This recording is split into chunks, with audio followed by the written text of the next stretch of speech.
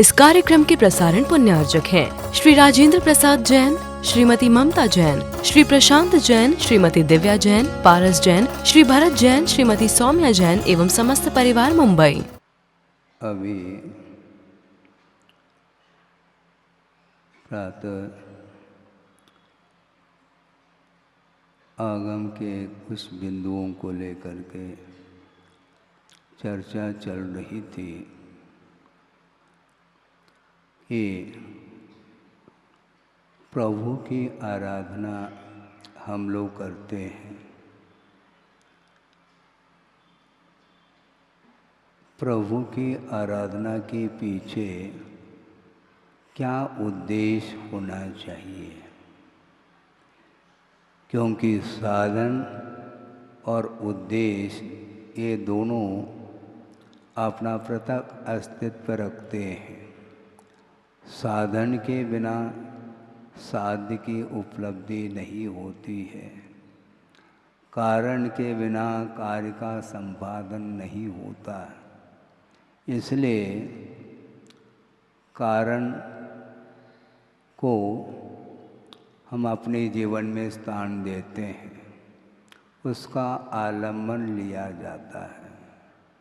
किंतु गुरुदेव का ये बार बार कहना है कि कारण के अनुरूप कार्य हुआ करता है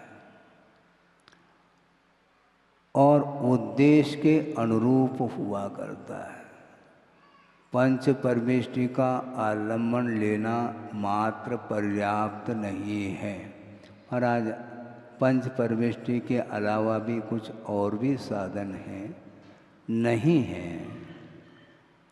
देव शास्त्र गुरु के अलावा अथवा पंच परमेष्टि के अलावा कोई भी संसार अथवा भव समुद्र से पार कराने में कोई साधन नहीं है। ये बिल्कुल सिद्धांत है, किंतु इनका आलम्बन लेने मात्र से कल्याण नहीं होगा।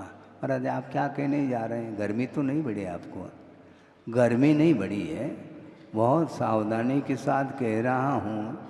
और जो गुरुदेव ने कहा है उनके भावों को एज इट इज सामने रखते हुए इस विषय को रखा जा रहा है कि साधन से भी महत्वपूर्ण उद्देश्य हुआ करता है और उद्देश्य के अनुरूप ही कार्य संपादित होता है। कारण विभिन्न प्रकार के भी आप आलम्बन के रूप में ले सकते हैं, किंतु कार्य तो उद्देश्य के अनुरूप ही होता है। क्योंकि विभिन्न पर्यायों में अतीत में कितनी बार देव शास्त्र गुरु का समागम मिला, इसके बारे में कोई भी आपको ज्ञात है? अतीत में कितने बार समागम मिला देव गुरु शास्त्र का? अनगिनत जिसको बोलते हैं। इसके बाद भी वह कार्य संपादित क्यों नहीं हुआ है, यह प्रश्न है। संसार दुःखतः सत्वान यो धरती उत्तमे सुखे सधर्म, ऐसा कहा है। संसारी प्राणी को गर्त से ऊपर उठा करके उत्तम सुख का अर्थ मोक्ष सुख में जो स्थापित करता है उसका नाम धर्म कहा है। और इस प्रकार वीतराग धर्म का समागम हमें अतीत में अनंत बार जीवन में हुआ है समागम। इसके उपरांत वह कार्य अभी तक संपादित क्यों नहीं हुआ है? क्योंकि संसार रूपी गर्त से मोक्ष सुख में स्थापित कराने वाला धर्म माना जाता है। ये धर्म का स्वरूप, इसका विश्लेषण आचार्यों ने किया है और उसके स्वरूप को समझते हुए भी, जानते हुए भी अभी इसी धरती पर हम घूम रहे हैं। इसका कारण क्या है? इसका कारण एक ही है कि उद्देश्य। उद्देश्य के अनुरूप ही कार्य होता है।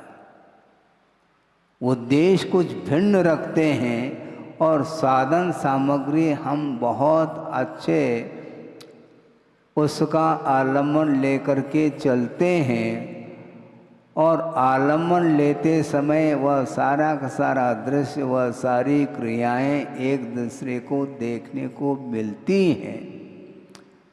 इसके उपरांत भी भीतर का जो उद्देश्य है वह किसी को ज्ञात नहीं रहता, वह बहुत गहराई में रहता है।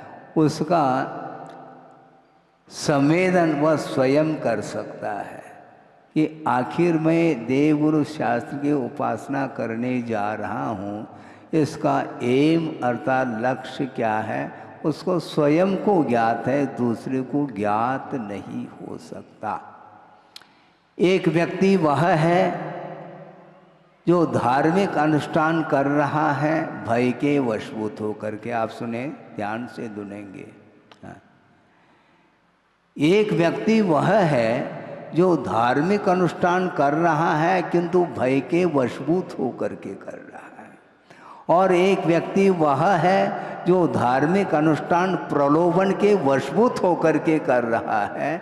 इसलिए यह धार्मिक अनुष्ठान आपको ऊंचाई तक पहुंचाने में कारण सिद्ध नहीं होता। भय के कारण भगवान क्या कहेंगे, अथवा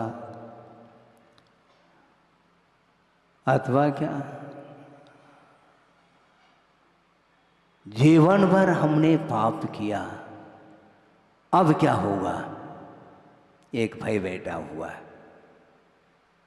इसलिए वह आलम्बन ले रहा है, और एक व्यक्ति प्रलोभन के कारण ले रहा है। छोटा सा लड़का है, उसे ज्ञात नहीं है मंदिर क्यों जाना होता है, भगवान के दर्शन क्यों किए जाते हैं, दर्शन का अर्थ क्या है, मात्र देखने का नाम दर्शन है, कुछ और है। ये सारा सारा विषय उसके परिचय में नहीं है बालक के लिए, फिर भी वह प्रलोभन के वशभूत होकर के जा रहा है। और परिवार के लोग बोलते हैं मंदिर जा बेटा, बार बार कहने से जाना पड़ता है। यदि नहीं जाता है तो फिर मिलेगा नहीं तुझे क्या टॉपी है, मिठाई नहीं मिलेगी। और मिठाई के प्रलोभन में आकर के वह मंदिर जा रहा है, तो वह जाने का उद्देश्य क्या है, उसका मिठाई को प्राप्त करना उसका उद्देश्य है, लक्ष्य है। इसके उपरांत भी माता पिता इसलिए भेजते हैं कि प्रलोभन के साथ सही वहाँ पर जा कर के उस परिसर में जाएगा तो वहाँ का जो वातावरण है, वहाँ का जो आभा मंडल है, वह उसको प्रभावित कर सकता है, क्योंकि उपादान उसके अंदर है। वह बालक है, वह नहीं जान पाता अपना स्वरूप क्या है, परमात्मा का क्या स्वरूप है, पंच परमिष्टि का क्या स्वरूप है, भगवान का क्या स्वरूप है, संसार का क्या स्वरूप है, पुण्य और पाप का क्या मायना है, ये कोई भी उसे ज्ञात नहीं है। और केवल एक ही लक्ष्य है उसका, मुझे मिठाई मिलेगी इसलिए जाना ठीक है, वो जा रहा है। इसको बोलते हैं उद्देश्य, और एक भयभीत होकर के जा रहा है। दोनों के उद्देश्य भिन्न हैं, किंतु जो व्यक्ति कर्म निर्निरा के उद्देश्य, कर्म क्षय के उद्देश्य जो धार्मिक क्रियाएं करता है, उसके लिए ज़्यादा दिन तक करने की, ज़्यादा देर तक करने की आवश्यकता नहीं पड़ती है, क्योंकि वह भीगा हुआ है। वो हाँ, मैं प्रातः वही चर्चा कर रहा था बहनों के बीच में। गुरुदेव का कहना आशय ये रहता हमेशा, भीग करके धर्म की आराधना करो। महाराज जी भीगना क्या वस्तु, क्या मानसून आता है क्या? मानसून नहीं आता, वो भीतर के परिणाम भीगे हुए सामने आ जाते हैं। यानी संवेदन के साथ, औपचारिकता नहीं, उसमें फॉर्मेलिटी नहीं, किंतु वह एक संवेदन के साथ वह धार्मिक अनुष्ठान करता है, बड़ा समर्पण भाव लेकर के करता है वो। और श्रद्धान और समर्पण के साथ किया हुआ जो कार्य है वह अपने उद्देश्य को पूर्ण करने में सक्षम सिद्ध होता है। आप अल्प समय के लिए करो या अधिक समय के लिए करो, आपका उद्देश्य, आपका लक्ष्य ठीक होना चाहिए। संसार से ऊपर उठने की भावना प्रत्येक व्यक्ति के अंदर होनी चाहिए। नहीं है तो संसार में तो जगह कम नहीं है, ये बहुत लंबा चौड़ा स्थान है। एक व्यक्ति ने कहा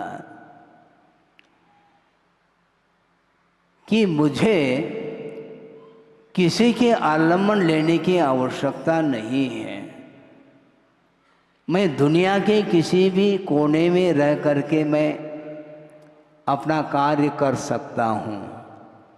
तो उसके लिए हमने कहा कि देखो, दुनिया के किसी भी कोने में रहो, एकेंद्र भी रहता है, वैसा रहना है क्या तुम्हें? तब बात समझ में आ गई। दुनिया के किसी भी कोने में मैं रह सकता हूँ, मुझे किसी के पास जाने की कोई ज़रूरत नहीं है। ठीक है, किसी के पास मत जाओ, जो उद्देश्य तुम्हारा रहेगा वो जल्दी से जल्दी वह पूर्ण होगा तुम्हारा उद्देश्य। क्योंकि अहंकार के साथ जो कार्य करना चाहता है उसका कभी भी विकास, उत्थान, उसकी उन्नति संभव ही नहीं है। अहंकार क्यों पाल रहे हो? क्या क्या पालना चाहते हैं? हाँ, बालपने में पालने में पलता है वो, और बड़ा हो गया तो क्या क्या पाल रहा है दिमाग में वह स्वयं जाने। यही तो संसार का स्वरूप है। स्वरूप जब तक पकड़ में नहीं आता है, लगता ऐसा है कि बहुत धर्मात्मा है, लेकिन उसका कार्य जब सामने आता है तो ज्ञात होता है कि इसके अंदर कौन कौन से भाव रहे होंगे। वो भीतर रहते हैं, अंडरग्राउंड में वो परिणाम रहते हैं।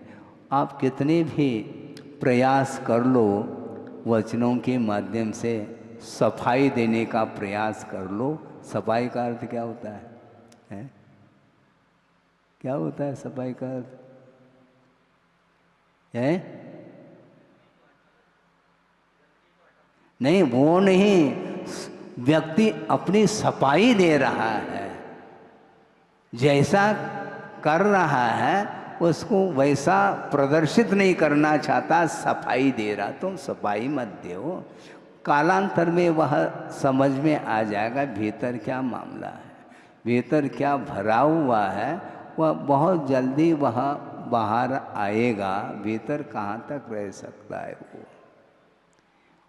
संसारी प्राणी कहता कुछ है और करता कुछ है, और कुछ सोचता कुछ भिन्न ही है। इसीलिए अपने उद्देश्य तक वह पहुंच ही नहीं पाता। यही तो उद्देश्य है। देव गुरु शास्त्र की उपासना करते हुए भी हम वहाँ तक पहुँच नहीं पा रहे हैं जहाँ तक पहुँचना चाहिए। इसका अर्थ है परिणाम हमारे भीतर बहुत कलुषित परिणाम है। आलम्बन लिया है पंच परमेष्टि का, इसके बाद भी वह कार्य क्यों नहीं हो रहा है? पुण्यस्य फलमिच्छन्ति, नीति वाक्य। पुण्यस्य फलम इच्छन्ति पुण्यम नेच्छन्ति मानवाः। पुण्यस्य फलम इच्छन्ति पुण्यम नेच्छन्ति मानवा फलम नेच्छन्ति पापस्य पापम कुर्वन्ति यत्नतः। अब सोचो विचार करो, ये विडंबना है। संसारी प्राणी पुण्य चाहता है, क्या पुण्य का फल चाहता है? संसारी प्राणी पुण्य का फल चाहता है, पुण्य करना नहीं चाहता। और संसारी प्राणी पाप का फल नहीं चाहता, किंतु पाप करना छोड़ता नहीं है। यह विडंबना है। पाप करना छोड़ो। दुख से तो डर रहा है प्रतिपल, किंतु जो दुख की सामग्री है वह हाथ में ले रखा है, उसको छोड़ो, नहीं हम नहीं छोड़ सकते, बैठे रहो। दुख से छुटकारा संभव नहीं है, क्योंकि दुख के जो कारण हैं उन कारणों के माध्यम से दुख उत्पन्न होता है। तुम्हारा दुख का कारण क्या, ये तो बताओ। अभी तक ज्ञात नहीं तुम्हें, बता देता हूँ। आचार्य कह रहे हैं ये जो 5 पाप है, दुख मेव वा, सूत्र आ गया, छोटा सा सूत्र है, सूत्र चाहिए माना, हाँ ये छोटा सा ले लो। दुख मेव वा, ये 5 पाप दुख रूप हैं। इस प्रकार जो चिंतन करता है वही व्यक्ति इस दुख से ऊपर उठ सकता है, अदरवाइज नहीं, अन्यथा संभव ही नहीं है। 5 जो पाप हैं उनको दुख रूप मान नहीं रहा है, इसलिए बार बार उसी का आलम्बन लेता है और आनंद का अनुभव करता है। खेद की बात तो ये है, महाराज 5 पाप में आनंद मानते हैं हम, आप मानो या न मानो, आगम में तो लिखा है। रौद्र ध्यान का अर्थ क्या होता है सुनो, आचार्य कहते हैं धर्म ध्यान के स्वरूप को समझाने के अपेक्षा रौद्र ध्यान आर्य ध्यान का यदि परिचय हो जाए तो उससे ऊपर उठोगे, वही धर्म ध्यान है। हमारा धर्म ध्यान का स्वरूप बता, हम नहीं बताना चाहते हैं। नास्तिकपरक कथन होता है, उसके माध्यम से ज्ञात हो जाता है 5 पापों में आनंद का अनुभव करता है संसारी प्राणी, उसी को रौद्र ध्यान बोल रहे हैं आचार्य, इसलिए उसको दुख रूप गिनना चाहिए। 5 पापों को जो दुख के रूप में चिंतन करता है वही व्यक्ति पाप से ऊपर उठ सकता है। उठाने के लिए हम सामने आ जाए तो आप उठ नहीं पाएंगे, क्योंकि आपके भीतर वही परिणाम विद्यमान है। रौद्र ध्यान, हिंसा में आनंद, झूठ में आनंद, असत्य, इसमें आनंद मानता है वो। हाँ, उसका परिणाम क्या निकलता है महाराज, थोड़ा आगम का अध्ययन कर लो तो मालूम पड़ जाएगा उसका परिणाम क्या निकलता है। असत्य में आनंद मानना, हिंसा में आनंद मानना, चोरी में आनंद मानना, वासना में आनंद मानना और परिग्रह संचय करने में आनंद मानना, यह दुख की सामग्री है। ये दुख की सामग्री और सुख की सामग्री ठीक इससे विपरीत है। सदृष्ट ज्ञान वृत्तानि धर्मम, इसको धर्म संज्ञा दी है आचार्य ने। किसने दिया? धर्मेश्वराः विदु, सर्वज्ञ भगवान ने इसको धर्म संज्ञा दी है। सम्यक दर्शन, सम्यक ज्ञान और सम्यक चारित्र की जो परिणति है, जो कि आत्मगत ही एक पवित्र परिणाम का नाम धर्म है, ऐसा सर्वज्ञ भगवान ने कहा है और उसी को आपके सामने मैं रख रहा हूँ। मैं अपने तरफ से कोई परिभाषा नहीं बनाना चाहता। जो परिभाषित है उसको समझने का हमें प्रयास करना है, परिभाषा हमें नहीं बनानी, क्योंकि यह अनंतकालीन यह परिभाषा बनी हुई मिलती है। मोक्ष मार्ग की परंपरा भी अनंतकालीन है और संसार मार्ग की भी परंपरा अनंतकालीन है, और ये दोनों अनादि अनिधन है। मोक्ष मार्ग भी कभी समाप्त नहीं होगा नाना जीवों की अपेक्षा, और संसार मार्ग भी नाना जीवों की अपेक्षा से समाप्त नहीं होना है। व्यक्तिगत संसार समाप्त हो सकता है यदि करना चाहते हैं तो, किंतु अनंत जीवों की अपेक्षा से यदि सोचेंगे तो कभी भी संसार का अंत नहीं हो सकता। इतना अपरंपार है वो संसार, वो अनंत है। अनंत की परिभाषा और आपके सामने रख दें तो ज़्यादा अच्छा होगा, कैलकुलेशन नहीं कर पाएंगे, ये ध्यान रखना। अनंत किसको बोलते हैं? आया भावे व्यये सति अपि यस्य अंत न विद्यते सानंतः। आय का अभाव वह संख्या है जिसको अनंत की संख्या बोल रहे हैं आचार्य, उसमें संख्या जुड़ नहीं रही है। आय का अभाव है और व्यय निरंतर हो रहा है, फिर भी जिसका अंत न हो उसका नाम अनंत कहा है। आया भावे, आय का अभाव, उस संख्या में नई संख्या जुड़ नहीं रही है, और जो संख्या है उसमें से प्रति समय व्यय हो रहा है, माइनस होती चली जा रही है संख्या में, उस संख्या में। इसके उपरांत भी जिसका अंत न हो उसका नाम अनंत बोलते हैं। जैसे उदाहरण के तौर पर, उदाहरण एक देश हो सकता है लेकिन फिर भी उसके माध्यम से ज्ञात हो सकता है, विषय समझ में आ सकता है। एक सागर है समुद्र जिसको बोलते हैं, चारों ओर दृष्टिपात कर लो तो जल ही जल दिखाई दे रहा है, उसकी गहराई को नापना कठिन है और उसका विस्तार को नापना अत्यंत कठिन है। और उस सागर में से एक जल का बूंद नहीं कह रहा हूँ, एक जल का एक कण है जिसको ओस की बूंद भी कह सकते हैं, उसमें से निकाल करके पृथक कर दिया, वाटर लेवल कम हुआ देखने में आता है। ये हमने एक कण तो निकाल दिया उसमें से, समुद्र में से, हाँ, उसमें कमी दिखाई पड़ रही है क्या? वाटर लेवल में कोई अंतर आया क्या? नहीं आ सकता। इसी प्रकार ये अनंत की परिभाषा है। अनंत काल से संसार में परिभ्रमण कर रहा है, इसके उपरांत भी वंस मोर कह रहा है। उसका दिमाग है क्या नहीं हम नहीं जान सकते हैं। महाराज असर क्यों नहीं पड़ता? सर हो तो असर पड़े, दिमाग हो तो असर पड़े। दिमाग यदि है तो उसका उपयोग भी तो करो, नहीं हो पाता है। ऐसा क्यों होता है? अपने परिणाम के द्वारा ही ऐसा हो रहा है।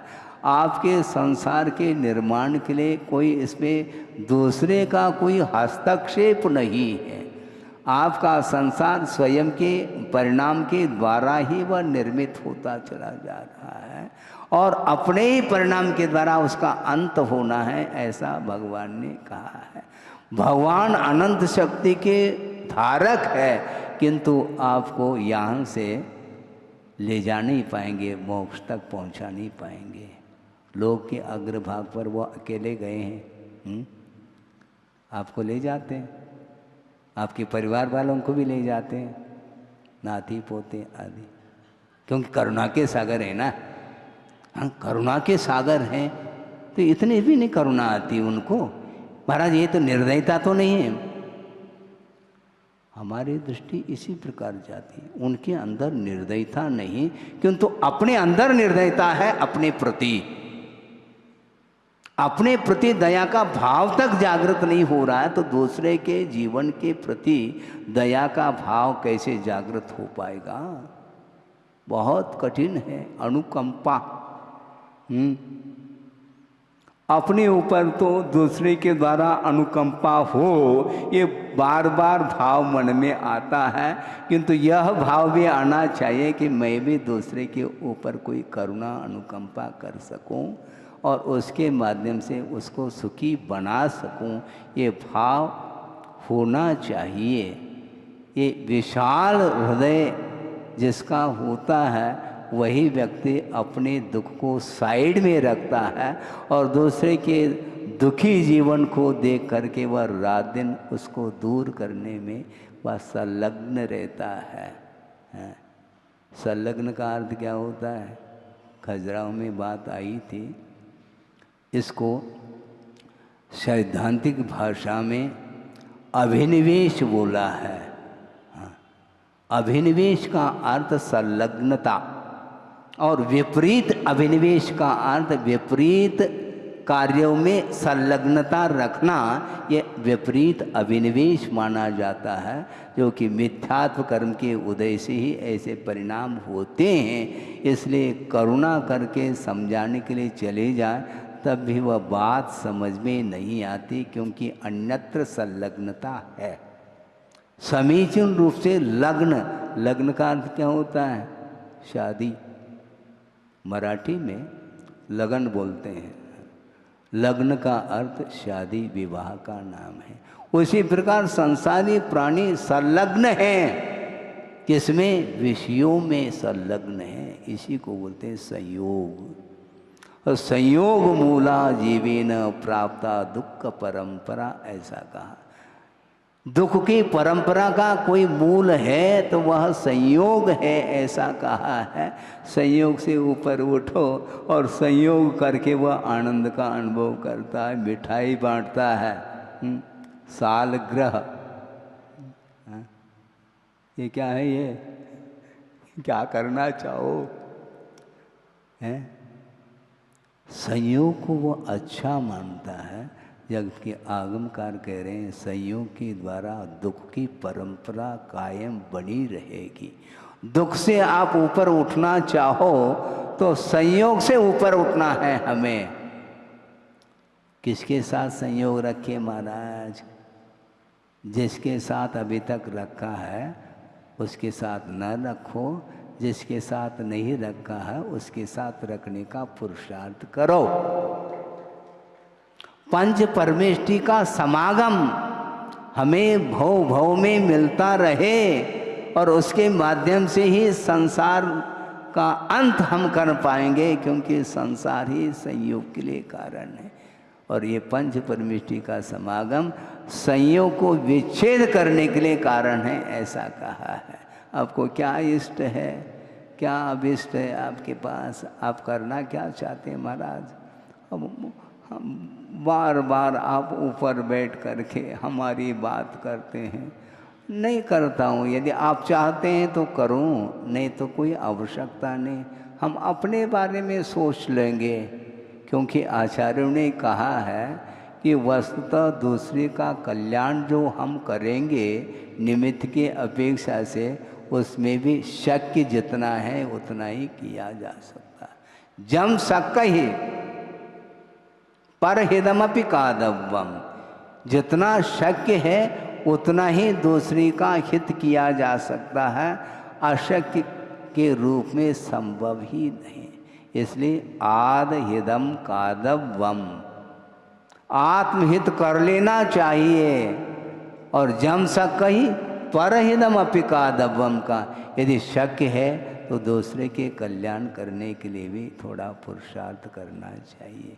और तुलनात्मक दृष्टि से देखते हैं तो आत्महित और परहित में तुलना करेंगे तो आचार्य कहते हैं आदहिदम सुट्टु कादव्यम, कहते हैं अच्छे तरीके से पूरी एनर्जी लगा करके आत्महित कर लेना चाहिए। हम दूसरे के हित के लिए पूरी एनर्जी समाप्त कर देते हैं और अपना हित हो ही नहीं रहा। तो ऐसा नहीं हो सकता। स्वयं अपना लोटा छानो, ये नीति भी सामने आती है।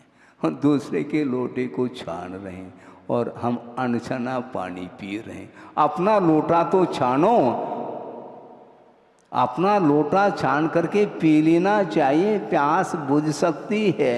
हम दूसरे के प्यास को बुझाने के लिए हम प्रयास करना चाहिए, कोई बाधा नहीं, क्योंकि अनुकंपा इसमें भी निहित है। हाँ, किंतु मात्र वही कार्य कर रहा है, स्वयं की ओर दृष्टि नहीं रख रहा है। इस प्रकार करने से उद्धार स्वयं का नहीं हो सकता। इसलिए हमारा संक्षेप में इतना ही कहना है। क्या क्या कहा जा रहा है, विषय क्या चल रहा है, सोचो विचार करो। संसारी प्राणी पुण्य का फल तो चाहता है, दोनों हाथ से लड्डू खाना चाहता है, किंतु पुण्य करना नहीं चाहता। समस्या ये खड़ी है, बहुत बड़ी समस्या है। और पाप का फल नहीं चाहता, किंतु पाप करना छोड़ता नहीं है, यह विडंबना है। पाप से डर, अरे पाप से क्यों डरते हो? नहीं, पाप के फल से डर। तो पाप का फल मिलता क्यों? पाप करने से मिलता है ना। तो पाप करना छोड़ो ना। ये नहीं हो सकता महाराज हमसे, हम क्षमा चाहते हैं। तुम क्षमा चाहो या नहीं चाहो, हाँ, पाप रूपी गर्त से ऊपर उठना चाहते हो तो पाप का स्वरूप आपको ज्ञात कर लेना चाहिए, क्योंकि वह पाप दुख रूप है। ऐसा कहा, क्योंकि दुख को उत्पन्न कराने में ही कारण होता है, वह पाप माना जाता है। इसलिए ऐसे वचनों का प्रयोग करो, ऐसे वचनों का प्रयोग करो जिन वचनों के माध्यम से हिंसा का समर्थन न हो। हाँ, मुख है इसलिए बोलते चले जा रहे हैं, किंतु उन वचनों के माध्यम से यदि दूसरे का अहित हो रहा है, यदि वो आपके वचन दूसरे के पतन के लिए कारण है, उस प्रकार के वचनों का बोलना हमारे लिए कोई हितकर नहीं है। मौन रहना फिर भी उपयुक्त समझता हूँ, किंतु बोलना यदि है पड़े तो हित मित निष्ठ वचनों का प्रयोग करो। दूसरे के प्रति अनुकंपा, दया, करुणा, हित की भावना को लेकर के यदि आप वचनों का प्रयोग करते हैं, उसके माध्यम से दूसरे का हित हो अथवा न हो, स्वयं का तो हित निश्चित है, ऐसा कहा है। इसलिए प्रतिभा मंडल की बहनें बैठी हैं, उनको जो भी ज्ञान प्राप्त हुआ है, कहाँ से प्राप्त हुआ है, स्रोत कहाँ से है, देखो, इस तरफ देख लो, थोड़ा सा समझ में आ जाएगा। गुरुदेव के द्वारा उनको सम्यक ज्ञान प्राप्त हुआ है, संसार का बोध उन्हें प्राप्त हुआ है, लौकिक शिक्षण तो उन्होंने पाया है, किंतु परमार्थ संबंधी जो भी ज्ञान उनको मिला है तो गुरुदेव के माध्यम से मिला है। इसलिए उस ज्ञान का प्रयोग, उस ज्ञान रूपी अमृत का प्रयोग दूसरे को पिलाने के लिए निरंतर पुरुषार्थरत हैं। ये देखो, ये परंपरा, ये सुख की परंपरा है, दुख की नहीं। क्योंकि 5 इंद्रियों के माध्यम से उत्पन्न होने वाला जो परिणाम है वह पाप रूप परिणाम है, वह दुख की परंपरा के लिए कारण है। किंतु सम्यक ज्ञान की जो परंपरा है वह सुख की परंपरा के लिए कारण माना है। वह स्वयं सुख का अनुभव कर रहे हैं और रात दिन छोटी छोटी बालिकाओं को सुखमय बनाने के लिए निरंतर प्रयास कर रही हैं। इसको बोलते हैं अनुशासन। है, आपने प्रशासनिक बात आपने करी है, यदि उसमें कोई कमी रह गई हो तो इधर यदि दृष्टि आप रखेंगे प्रतिभा स्थली की ओर, तो निश्चित रूप से आपको भी पाठ मिल सकता है। पाठ लेने वाला चाहिए तो पाठ मिलेगा, नहीं है तो कौन दे सकता है। स्वयं की यदि रुचि है, स्वयं अपने आप को अनुशासित करना चाहता है, तो जो अनुशासित है उनकी उपासना करें। पहले हम दूसरे को अनुशासित करना चाहते हैं और स्वयं अनुशासनहीन बन करके चलते हैं, तो कभी भी विकास, न समाज का विकास हो सकता है, न देश का, न राष्ट्र का। विकास करने के लिए स्वयं अपने आप को विकसित करना होता है, स्वयं अपने आप के जीवन को उन्नत बनाना होता है। उस जिसका जीवन उन्नत बन चुका है उसको देख करके दूसरी का भी जीवन उन्नत हो सकता है। इसको बोलते हैं प्रभाव, इसी को बोलते हैं प्रभावना अंग। भावना है महाराज, भावना अलग वस्तु, प्रभावना अलग वस्तु है। आपके अंदर बहुत सारी भावनाएं रह सकती हैं, किंतु प्रभावना करना चाहो तो गुरुदेव ने जो भी आपके लिए दिया है उसका अक्षरशः आप अनुपालन करते चले जाएंगे तो भव एक भव नहीं, ज़्यादा भव ही लेने की आवश्यकता नहीं पड़ेगी आपको। अभी चर्चा चल रही थी कि जो क्षायिक सम्यक दृष्टि होता है उसका संसार में रहने का काल कितना है, मात्र 4 भव। महाराज हमें भी दे दो क्षायिक सम्यक, दुकान है क्या, खरीदना चाहो क्या, संभव नहीं। बाजार में बहुत सारी वस्तुओं को आप खरीद लेते हैं धन के माध्यम से, किंतु यहाँ पर खरीदने की वस्तु नहीं, वह प्राप्त करने की वस्तु, किंतु बाहर प्राप्त नहीं किया जा सकता, भीतर आना पड़ेगा।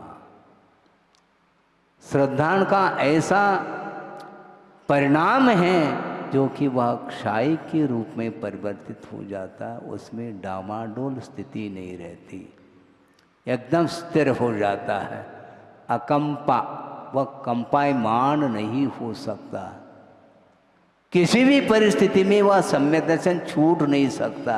अद्भुत है वह परिणाम।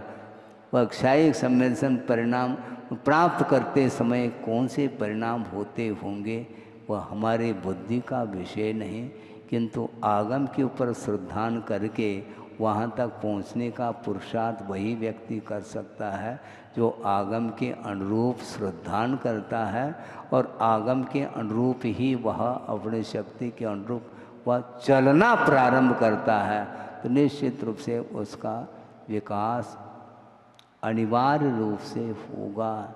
इसलिए बहुत करने के लिए विषय है, एक दिन में घंटे भर में उसको कह दें वह रामायण समाप्त नहीं हो सकता।